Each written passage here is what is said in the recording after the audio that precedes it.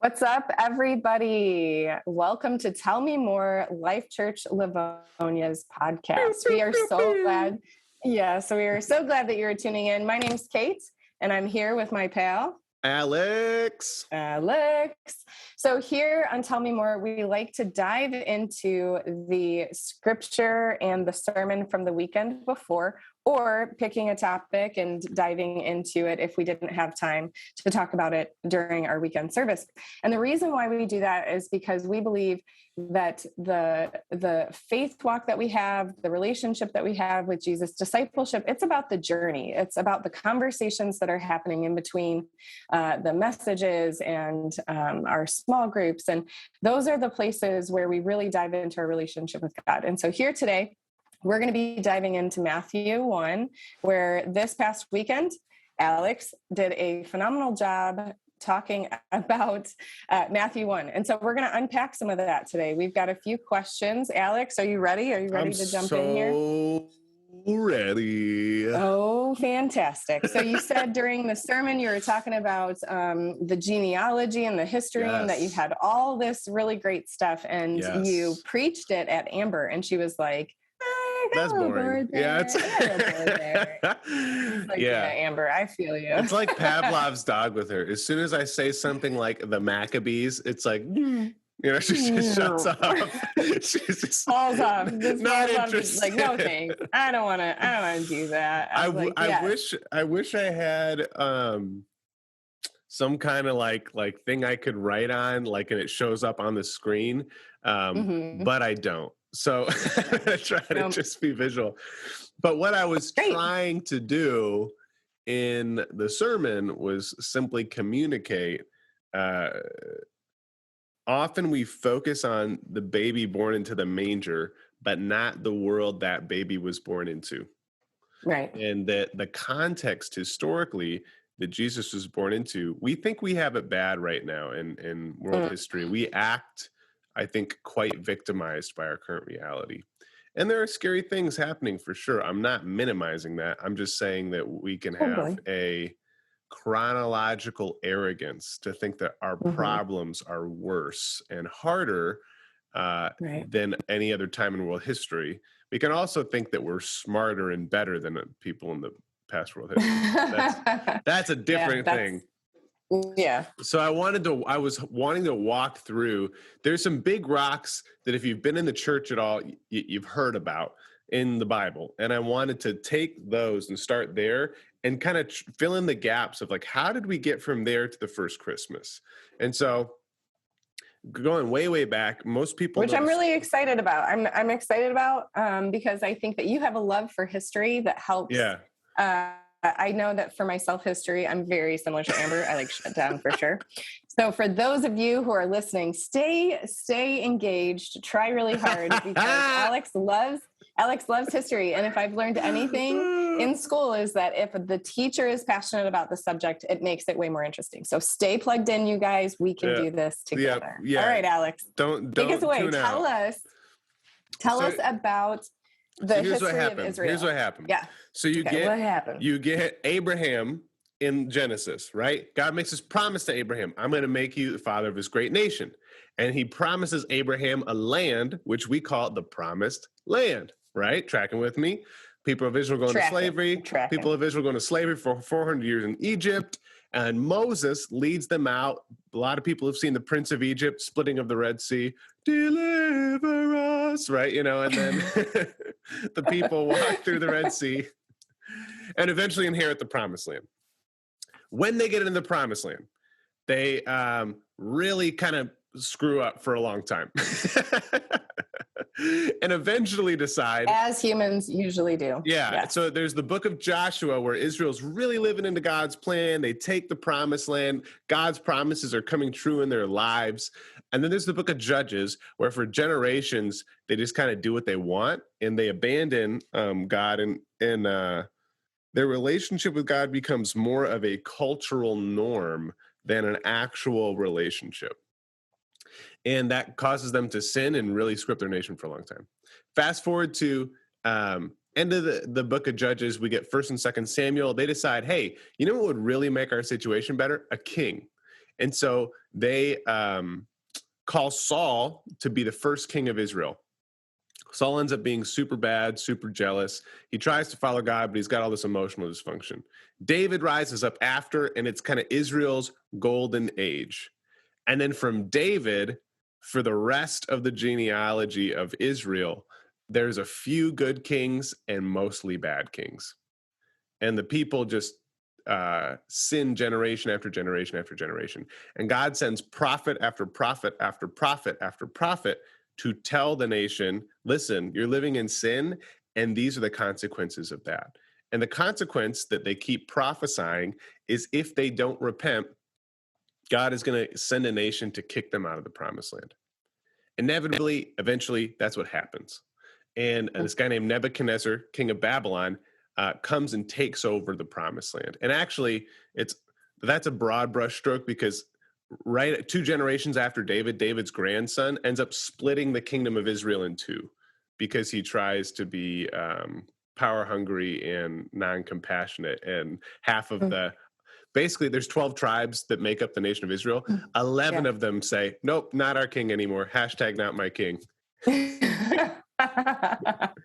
And they peace out and they start their own nation called Israel. The nation that's left over is called Judah, which is where we get the phrase the Jews, right? We call the Hebrews. The Hebrews is the name of all 12 tribes. The Jews is slang for Judah. And the reason we call all Hebrew people now the Jews is because a couple generations before, Israel was even more sinful than Judah. Israel gets taken over by a country called Assyria. So you've heard of like Jonah and the Ninevites, right? Yep, Nineveh was the capital of Assyria. Huh. So the Ninevites end up taking over the promised land, all except for Judah. And Judah lasts a couple generations longer, but eventually this guy named Nebuchadnezzar, king of Babylon, comes and takes it over. When that happens, he destroys the temple, which since the time of David was like the sign of God's presence with the people. So after that, there's hundreds of years of history that happened between that and the New Testament. And there's some books of the Bible that happen while they're in exile in Babylon. So Esther happens during that time. She gets married to the king of Persia, who ends up taking over Babylon. Daniel happens at that time. And Daniel actually lives in the transition. This is wild. Daniel's life was crazy because Daniel was a kid. He was a young man when Israel got taken over by Babylon. He gets shipped off to Babylon. He takes an aptitude test, basically, and they determine this guy's really smart. We're going to try to train him to be totally our culture, completely erases Jewishness and make him Babylonian. And then we're going to use that brain to help govern our country. Wow, it's fascinating. Yeah. So that happens to Daniel. Yeah. And Daniel actually works really hard not to lose his Jewishness or his religion. But in his lifetime, while he's in government, that kingdom of Babylon gets taken over by another kingdom named Persia. And so Daniel ends up starting his life in Israel, unconquered Israel. Then he gets moved to Babylon and works in government. And then that kingdom gets taken over and he gets moved to Persia and works in government. And that's when the lion's den thing happens. Yeah. So, and this is the other sucky part about Daniel's life.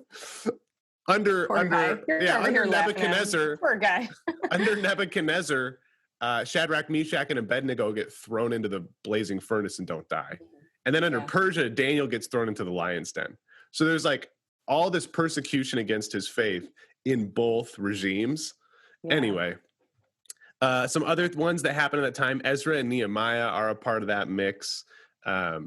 Anyway, long story short, after the exile, there's this succession in world history of people conquering each other's nations. So Babylon, at the time it conquers Israel, conquers a lot of the known world. But then Persia comes in and conquers even more of the known world. And Persia takes over Greece, and the Battle of Thermopylae, the Battle of 300, that happens while Persia's taking over the world. Oh, it's interesting. Yeah, so Persia, this is like all kind of that time in human history. Persia takes over more of the known world, and then Alexander the Great comes along. Alexander the Great conquers Persia and becomes the new world power. But if you know anything about Alexander the Great's life, you know that his reign didn't last very long, and when he died, it all fell apart, and it split into multiple kingdoms. And so you have like the Macedonian Empire is a part of that. There's this other empire called the Seleucid Empire. And when we talk about like Greek culture and like the Greek gods, it's that these kingdoms that are making that mythology that are, you know, this is that because they're looking for answers. They're trying to rationalize. They're trying to understand and have a faith. And part of that too is because of the level to which they had conquered the known world. This was like one of the first times in Western Asia and in parts of Europe, people aren't just surviving. Like they have their needs met enough. They can think about why they're living, not just trying to survive in life. Sure.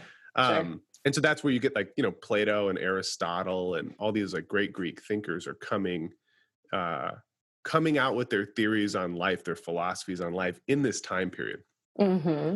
But the Seleucid Empire that comes to power after Alexander the Great dies is ruled by a couple different people, but it basically becomes an arms race between the Roman Empire, the Seleucid Empire, the Macedonian Empire, and one other I can't remember. And they're basically all trying to take over each other because they want to, like Alexander did, rule the world.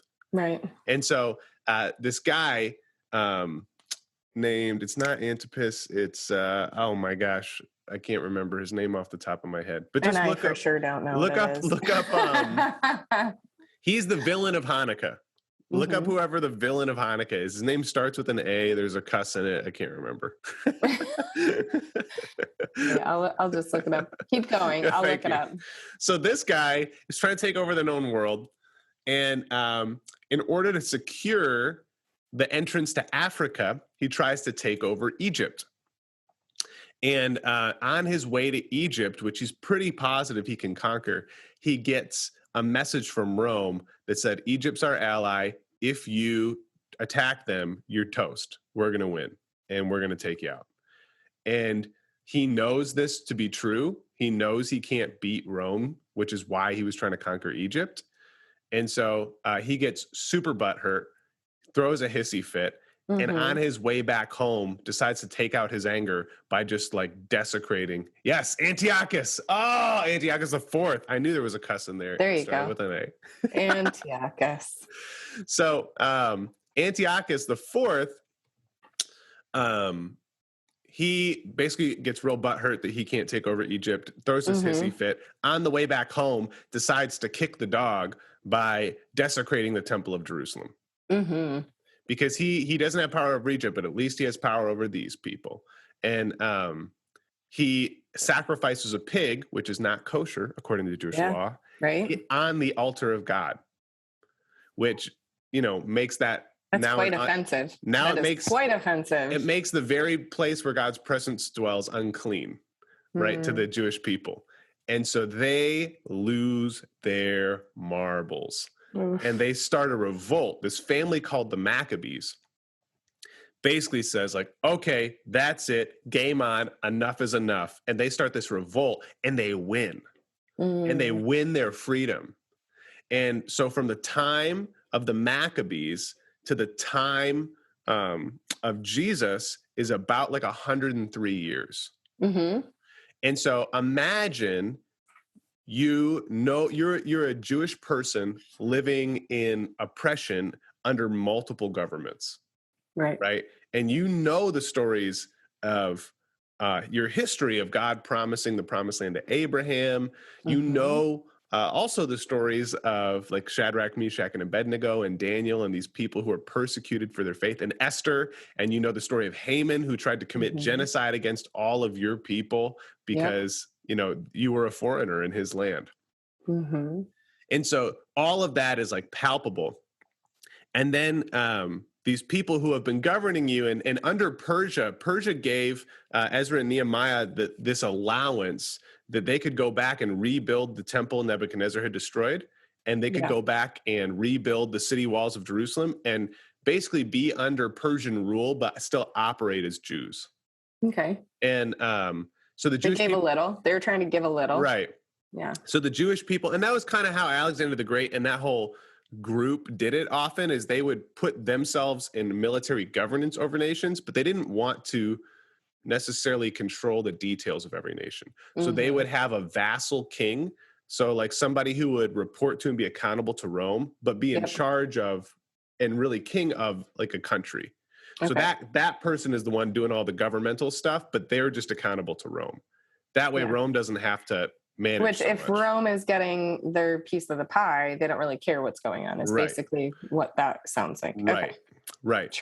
I'm tracking. And so all this has been happening, but now the game changes. And instead of allowing the Jews to just be Jews, this guy gives the biggest middle finger he can to the Jewish people by desecrating the temple. They flip out, the Maccabees revolt, and they win. So imagine being a Jew where for hundreds of years, you guys have been in captivity because of your sin. And you know that. And now all of a sudden, the promised land is yours again, and you are free as a people to govern it once again. It felt like the return of Moses or something, right? It just was like, oh my gosh, God is with us. And his promises to us that we've heard about, that some of us even started to think were fairy tales, look like they're coming true in our lifetime. Yeah, that's awesome. It's awesome. So cool. but in a generation or two, there becomes a struggle for power amongst the children of the Maccabees. And in that struggle for power, a guy named Antipas, who had been working in Jewish government, but was very kind of power hungry and greedy.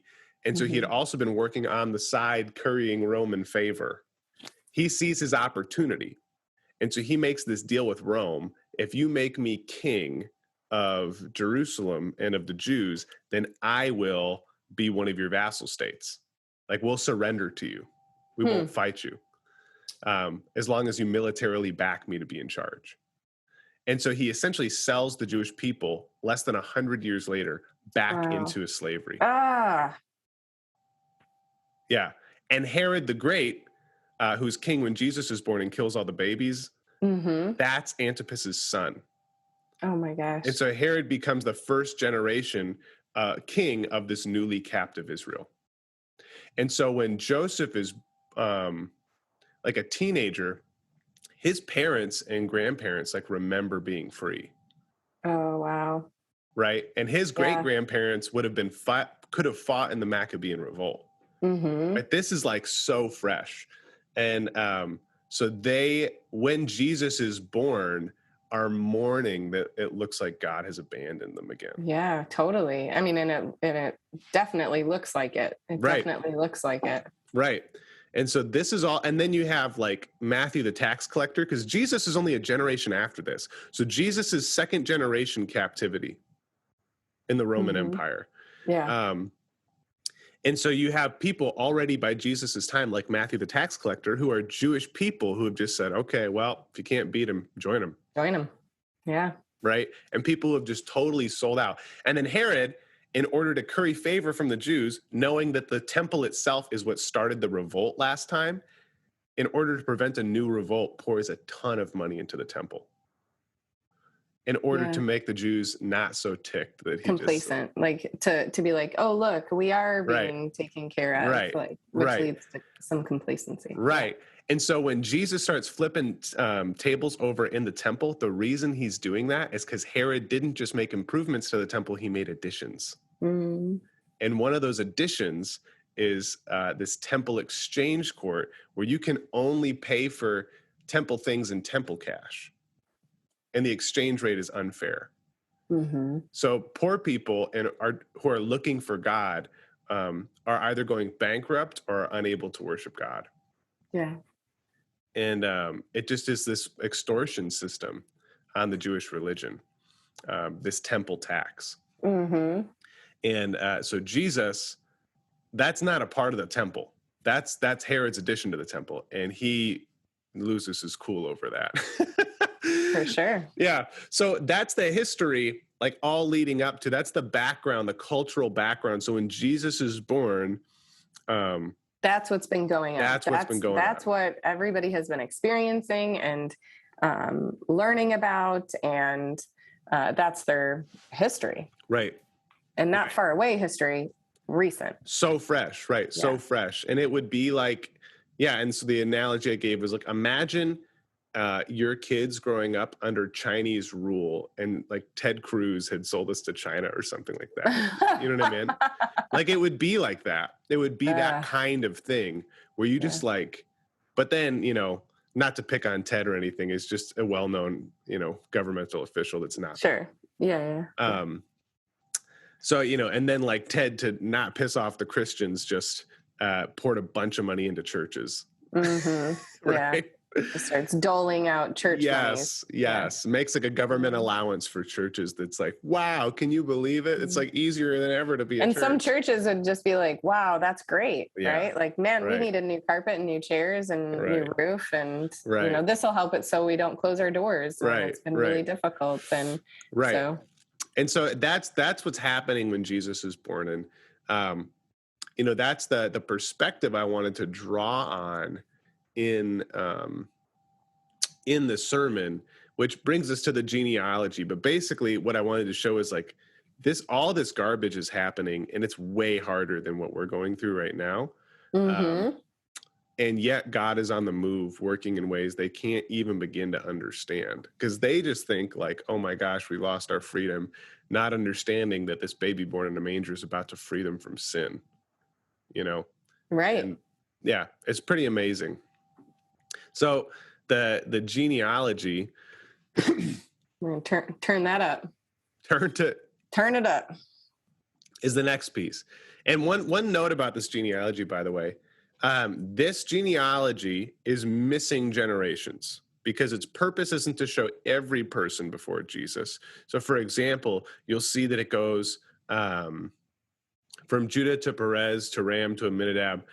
We know after Judah's life, there were 400 years of slavery, and people were not living to 100, right? Right. So you know that from Perez, Hezron, Amminadab, Nahshon, Salmon, that even those 5 generations is not 400 years before Boaz and Ruth, right? So there are generations that are not included in this, and whether that's because they don't have those records, there are some, and I checked it with 1st and 2nd Chronicles, there's some people they do have that just are not mentioned, which tells me that the point of this genealogy is not to be exhaustive, it's to be illustrative.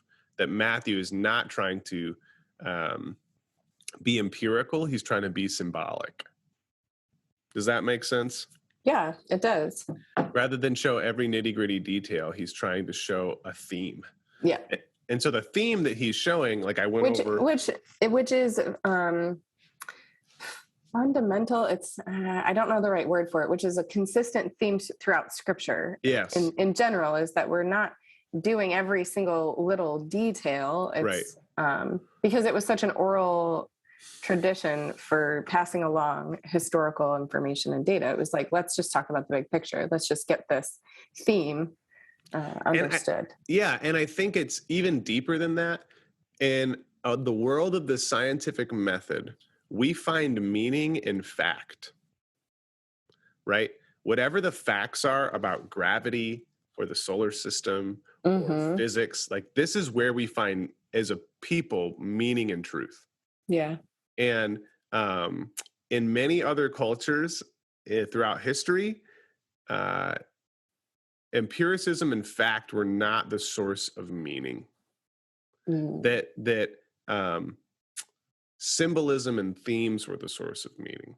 And so for the Jewish people, that's true. So often when they're communicating meaning and truth, they're doing it through symbol, through analogy. I mean, just think of the Psalms, right?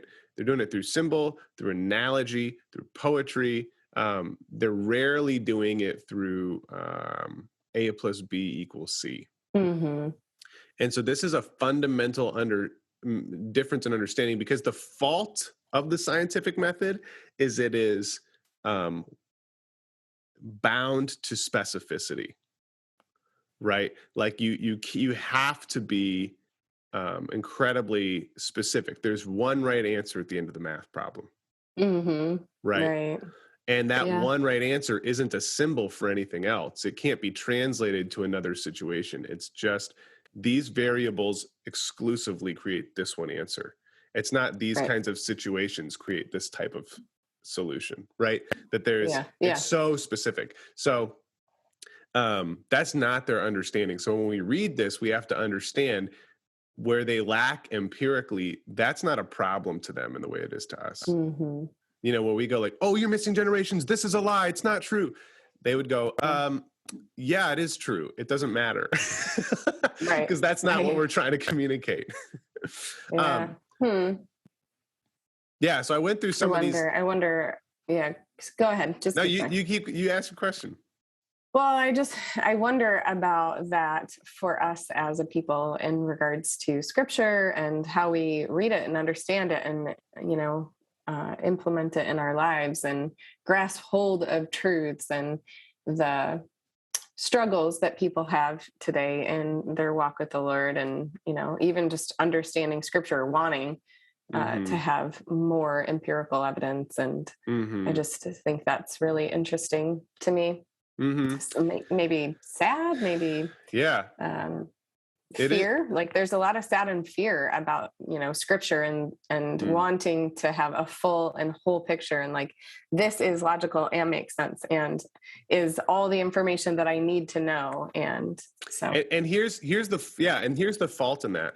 We live in an environment where you have to prove yourself an understanding before we begin to apply it. And then if we apply it in multiple situations and it's consistent, then we say it's true. That's the scientific way of doing things. Yeah. But what Jesus invites us into is not a science, is not a research project. It's a marriage. Meaning there's a commitment that has to come before the experiences that then you will understand later. Sure. Right. Yeah. That like there's this commitment and you don't get the experience of marriage without this commitment. Yeah. That has to come first. And then that opens the door to these intimate moments and experiences that then later, after you've experienced them, you have some understanding of this deeper understanding of yourself, this understanding of the world, this, that this wisdom comes through living, not vice versa. Yeah. And it's the way of Jesus is commitment, follow me, come do the walk, experience, understanding. And then the scientific method goes understanding, experience, commitment. Right. And it's just so many of our issues, I think, with the Bible is we're trying to force it to prove itself to us in that order rather than accepting the invitation to come follow me, experience God, and then understand some things later. Right. So anyway. Yeah, that's okay. Great. Interesting. Thank you. Appreciate that. Sidebar. Yeah. So we don't have much longer, but I talked a little bit about Abraham and I didn't talk about Isaac. I talked about Jacob and Judah though. Judah, the father of Perez and Zerah, whose mother was Tamar. That was an incredibly scandalous thing. His son marries a woman named Tamar. His son dies. According to Jewish law, it's his brother's job to get his brother's wife pregnant so that his brother has an heir and doesn't lose inheritance. Because basically you're setting them up for poverty if you don't do that, right? If dad was going to give brother one, say there's 3 brothers, right? He's going to give brother one 2/3 of his all of his belongings, and then brothers 2 and 3 split 1/3. If brother one dies and has no kids, now his wife and family don't get that inheritance and basically die in poverty, and the line dies out. So it was kind of like a welfare rule. Anyway, long story short, brother one dies. Brother 2 decides, I'm not going to get her pregnant, but I'm just going to have sex with her. And God kills brother 2 over that because he sees that as and so Tamar or Judah goes, brother 3 he's too young, you can't marry him yet. I'll let you marry him when he's older. And she goes, oh, okay. And then Judah doesn't do that. Tamar goes, this is ridiculous. So she dresses up as a prostitute. he approaches her. She doesn't even try to seduce him. He approaches her and says, dang girl, come on, let's do the thing. They do. She gets pregnant, and God chooses that to be the lineage of Jesus. Again, it's crazy. Yeah. Again, it's not the empirical A plus B stuff that Matthew's trying to point out here. It's the symbolism of this. So, the legacy. It's like, this is the people I've chosen, and right. See, look at. And this is the kind of God is. Right. He chooses the worst situations and brings redemption out of that. So much redemption all throughout this genealogy. There's redemption. Yep. Just blanketed over it. And then I love God. Oh, he's so awesome. good. So good. And then Rahab here in verse 5, the only Rahab, again, because there's genealogy pieces missing, it's hard to tell for sure, but it's likely this is the same Rahab who was also a prostitute who helped the Israelites take over Jericho. And so it's commonly believed that there's two prostitutes basically in Jesus's genealogy, which is scandalous. Which is so scandalous. It's also scandalous just to include women in the genealogy at all. Yeah. Yep. But we see him doing that too. And then so Salmon and this prostitute Rahab have Boaz, who becomes the father of Jesse, who's the father of David. And he has Boaz through Ruth, who's not even a Jew. She's a Moabite woman, which was a neighboring country that Israel often had conflict with. And so this Moabite woman, the book of Ruth is all about her life, so you can read all about it. It's 4 chapters. Yeah, you can do it, everybody. You can do it. So Ruth is included in the genealogy. And again, it's this hinting at the gospel, right? That God includes prostitutes, liars, cheaters. Judas sold his brother into slavery. Rahab was a prostitute. He includes foreigners, widows into this new. He is literally giving us an outline of the family of God by showing us the family of Jesus. And it's so, so cool. Yeah, it's just beautiful. And then, Jesse, we didn't even get to talk about. Jesse, there seems to be some kind of daddy issue going on there, because when Samuel comes to anoint Jesse's kids to discern who's going to be the new king of Israel, David's not there. He's taking care of the sheep. And when Samuel has to ask, like, don't you have any other kids? And Jesse goes, yeah. I mean, I guess I do. Yeah, right. It's like a Little Orphan Annie kind of vibe, right? Like, there's what's going on here. What is there a beef here? So we don't ever get a lot of explanation about that, but some kind of family tension. Yeah, I talked about Solomon, who Solomon had he had almost 1,000 wives. That means if he slept with a different wife every day, it would take him over 3 years just to sleep with them all. Which is just insanity. Yeah, crazy. Insanity. Not good. Seems like it would be very complicated overall.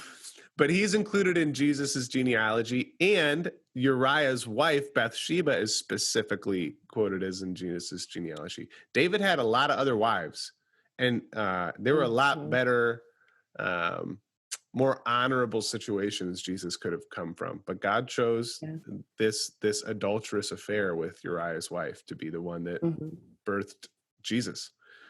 And then Rehoboam. I would probably reframe that, because I don't think. I think that as a man in leadership and authority, that it was more of, misuse of his. Sure. Yeah. I don't mean that she it was against her will, for sure. Yeah. Okay, great. I just wanted clarity there. No, yeah. No, she's a leader. It's not like she wasn't necessarily participating willfully. She was like, well, this is my leader. It doesn't say. It's just such an interesting thing. We know that she came, we know that she slept with him, but the Bible doesn't say anything about her feelings about the whole situation. Yeah. And I'll be so interested to know in Paradise. I know, me too. So many. And then, man, I had like a whole list in my sermon that I was going to go through about which of these kings that are all listed here were bad and which ones were good. And, Yeah. we could do that, but it'll be a little exhaustive, but a lot of them were bad. Right. Most of them were. Yeah. Not a lot of awesome folks here, but some people who were, Asa was a great king. I think. And what does it mean by great king? They pursued the Lord. They were faithful to the They followed God and tried to serve him. And it's interesting because like the Bible will specifically mention there are these things called high places, which were essentially shrines you could worship idols at. And so some kings destroyed all the high places and called the whole nation back to God, and the Bible specifically praises them for that. And other kings don't. They just follow God, but they let the high places be. And the Bible kind of says they followed God and did these great things for him, but they left these pockets of sin. And I always take that as kind of a challenge in my own personal life. Like, are there high places that I'm leaving unaddressed? Sure. Yeah. That counts against. It's a good question. Guys. It's a good evaluation process. And so,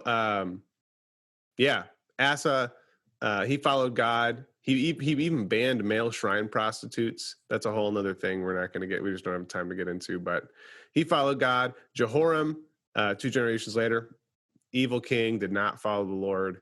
Uzziah, his son, does follow the Lord, lives rightly. Jotham does follow the Lord, but doesn't remove the high places. Ahaz does not follow the Lord. He's a bad apple. That's Ahaz is king. He marries Jezebel. This is the time of Elijah when fire is called down from heaven. So this guy's the king of Israel at that time, which is amazing that he's included in Jesus's genealogy. Hezekiah does rightly, and Hezekiah's got his whole story in a couple different places in the Bible. I'd highly encourage you to read it. But after the exile, most of these people are unknown until we get to Joseph, except for Zerubbabel. He heads back in the time of the king of Persia with Ezra and Nehemiah, and he is he helps reestablish the temple and reestablish Jerusalem. And so the genealogy of Jesus is super checkered. And it's also, though, this, like I said, the point is not the empirical of naming every person in the whole world. It's showing the kind of person that is literally part of God's family. Yeah. And that's the purpose of the genealogy. So that's awesome. I mean, it's really valuable for us to know. And this was a very common and normal way to start a teaching or an interaction in the Jewish culture. And so it seems a little laborious to us, I think, at least for me. But once we are able to really understand and wrap our minds around that, it helps us to be able to connect with the Lord and to connect with his word differently. Well, I mean, it would be like if, we have our own versions of this. Like, we'll talk about heroes like Mother Teresa or Martin Luther King Jr., or we'll talk about like great presidents like Lincoln or Washington or, whoever. We have our own heroes. But and we have our own stories of great loss and fault, like the Watergate scandal, like 9/11, like the Vietnam War, like so many of the tragedies in World Wars I and II, like the Civil War, right? We have our own ghosts and skeletons in the closet. And here, the scandal of what Matthew's doing is he is tracing both a line of heroes and skeletons and leading it to the Messiah, and showing that the family of God is not this perfect family. Yeah. It is full of some people who lived really well and some people who lived really bad and some people who were totally unknown. And yet God was on the move, bringing through each of these people's lives all of history to culminate in Jesus. So, yeah. Do you have a final thought or takeaway or encouragement for our listeners? Yeah, you and I are at but one point in world history. We talked over a lot of stuff today, and we covered a couple thousand years in history. And you and I are but one point. We're just one name in the genealogy. But despite all of the things going on, we see someone like Daniel live through 3 different regimes of governmental control and see God use him mightily. The end of our country is not the end of the world. The end of our expectations is not the end of the world. The end of our hopes is not the end of the world, because God is up to something way bigger than that. And the question is not, what kind of life do I want? And then, God, can you provide that for me? The question is, God, what are you doing now at our time in world history? How are you on the move today? And how can I join you in that? Because I don't want my life to be wasted like some of the lives in this genealogy. I want my life to matter for you. And every religion has to answer 2 questions to be a religion. What's the answer to the problem of evil, and what's ultimately real? And what's ultimately real is that God is the judge of the universe, and he's the judge of reality. And that it's his opinion on how I lived at the end of my life that counts. And I want to live it well in a way that honors him. And so that's my prayer for all of you, that you would see yourself as just one leg in the race of human history, but God is doing something important in this leg, and he is inviting you into that. That's great. That's great. Thanks, Alex. And thanks everybody for tuning in here today, and just walk away from this podcast and be curious about where God is on the move in your life and how can you join him. Thanks, you guys, for being here today. Real quick. Four things to do for that. Pray, ask God, where are you joining? Where are you working, and how can I join you? 2, watch. The next thing that happens, ask, how does this relate to the prayer I just prayed? Right? Just be watchful. Like, does this relate to the prayer I just prayed, Lord? I'm looking for you. Number 3, once you're able to kind of see, oh, God might be working here, ask clarifying questions, probing questions, like looking for what God is up to. And then 4, listen to what he would want you to do in that, and then join him in his work. But that's what I would encourage you to do. That's great. Don't just wonder endlessly, but specifically pray, look for the answer, ask clarifying questions, and then listen. Okay, God, it looks like you're working here. What do I do in this? And watch what God does. It'll be amazing. There you go. That's awesome. Thanks, Alex. Thanks, everybody. See ya. We'll